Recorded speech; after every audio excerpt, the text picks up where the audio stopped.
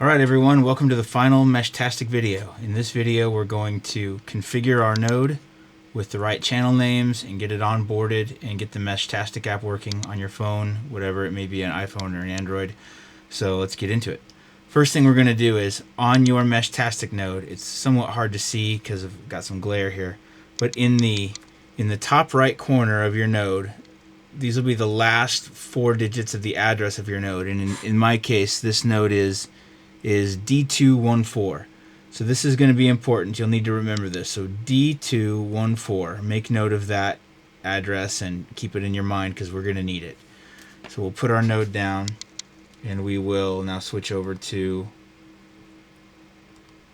our Meshtastic app configuration. So the first thing we're going to do is we're going to go to the App Store on your device, whatever it may be, and we're going to just search for Meshtastic. And we'll find the app, and then we'll go ahead and install it. And after you have the app installed, the first thing we need to do is pair our Meshtastic node with our device. So the way the pairing works is it's Bluetooth, BLE, between the device and the phone. So we're going to go to our phone and click this plus right down here, click plus. And now remember that address that I asked you to remember. Mine was D214. So it's important to know what your node address is because there might be many people that have nodes that are pairing, so make sure you pair to yours. So it's going to send a pair request. Mine timed out, of course, because I'm talking instead of working on things. But I'll do this again, and I'm going to pull the camera back up so we can see our node. So when I click that plus and I add the 214 node, it's going to show me a pin code that I need to enter to finish pairing. So in my case it was right there, 801462. So I'm going to hit pair and connect on my phone, and then we will continue. So I'll get this out of the way.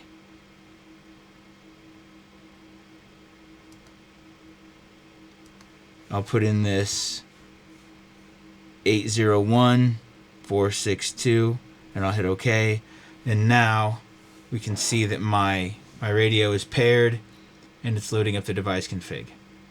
Okay, so this is good. The first thing we need to do is come to this region and we need to set it to United States. And every time we make one of these changes, it's going to make the node reboot. So right now the node says rebooting. And as soon as it finishes rebooting, it'll connect automatically back to your phone.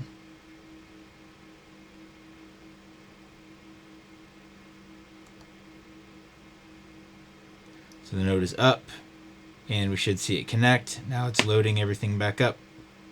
Alright, this is very good. So the very first thing we're going to do is we're going to come over here to the channels page. Now, if you go out to the hackspace.io/projects page and read about it a little bit, we explain about channels and airtime and some of those complicated things out there that are a little easier to understand with a few paragraphs. But for purpose of this exercise, we're not going to run in long fast mode here at Kernelcon. We're going to run in medium fast mode, and that's to protect the network and to give everyone who's attending kind of a sandbox of a Meshtastic environment that we can all chat in and work in without disrupting potentially critical traffic on the default network that has the slightly longer range. So what we're going to do is if you go out to the hackspace.io/projects page, and then if you click on the Meshtastic project page, this is where all the notes live and all of those things. But this QR code is what we're going to use. So if we come back to the phone, if you click the scan button on your phone, we're going to scan a QR code. And then you want to scan this QR code that's on the hackspace.io page. So I'm going to take my phone and I'm going to hit scan and I'm going to give it permission. And I'm going to go ahead and scan that QR code.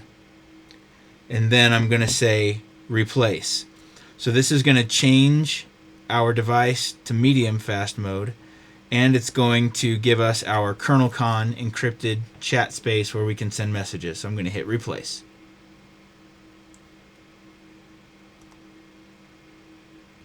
and then I'm going to hit accept. And this is going to make our node reboot again.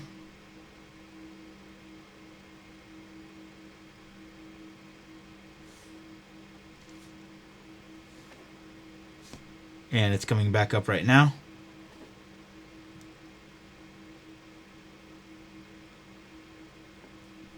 And we're reconnecting now. So now, if we come over and look at our channels, we see that we have medium fast and we have Kernelcon. And if we come over here to our channels page, we see medium fast and we see Kernelcon. This is good. So now we can finish configuring our radio. So the first thing we're going to do is go to the three dots and go to radio configuration. The first thing we'll do is go to LoRa, and we want to verify that it says medium fast. So this is very good. So we can hit the back arrow, and now we'll go to user. Now the long name and short name for your radio. The long name can be anything you want, but typically you'd want to have it be something that your peers could recognize or some sort of agreed upon naming convention. So for mine, I'll call it mvirus. And then I like to include the radio identifier as well, just so I can kind of remember what's what. So I'm going to put D214. And then for the short name, I'll just put Matt. So then everyone knows that's me. And maybe I'll change this to be my full name. So D214. And then I'll change this to Matt. And you can play with this and change it as much as you'd like. And then I'm just going to hit send. And it will push that data to my Heltec node. And then the node, of course, has to reboot one last time.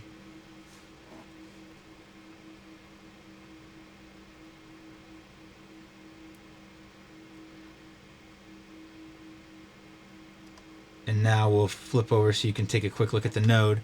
So now as the node is coming up, we see that it says medium fast. We see that it still shows the 214. And if I click the user button right here, it'll scroll through a few pages. Oop, I actually didn't hit the reset button. We'll let it come back up. So this button will reset the node and reboot it. This button will scroll through a few pages of information. So you see it comes up now showing Matt. That was the short name that I configured. And if I click this button, it'll show me that there's no GPS lock.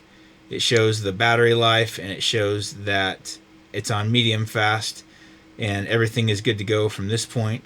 So we'll flip back over to our phone display, and we see that we have our radio connected, Matt Virus D214, that's what I named it. And in this screen, we'll see any peers. So at Kernelcon, as peers come in, you'll see them list.